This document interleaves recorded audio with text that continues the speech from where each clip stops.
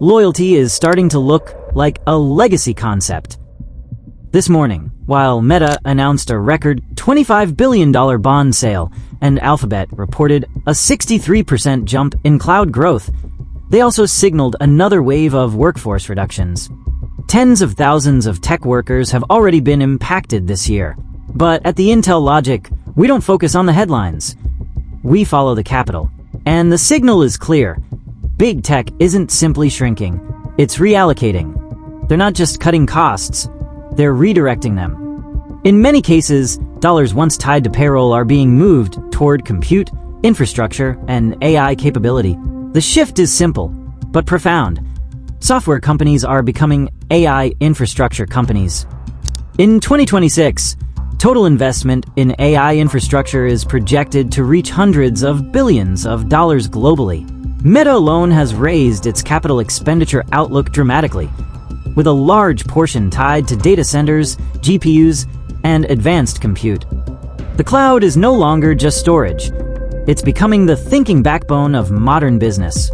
And to build it at scale, companies are optimizing every layer of cost. That includes talent structures, especially those centered on coordination, reporting, or repetitive workflows, are being reduced or redesigned as AI systems take on more of that load. But here's the deeper shift.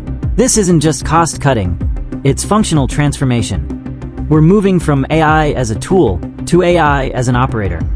Early agentic systems are already being deployed to handle workflows end-to-end, customer support routing, logistics optimization, code assistance, even parts of enterprise management. Not perfectly, not universally, but increasingly. The implication isn't that humans disappear. It's that the structure of work changes. Roles that depend purely on process are under pressure. Roles that design, supervise, and leverage these systems are becoming more valuable. There's another layer to this transition: strategic control.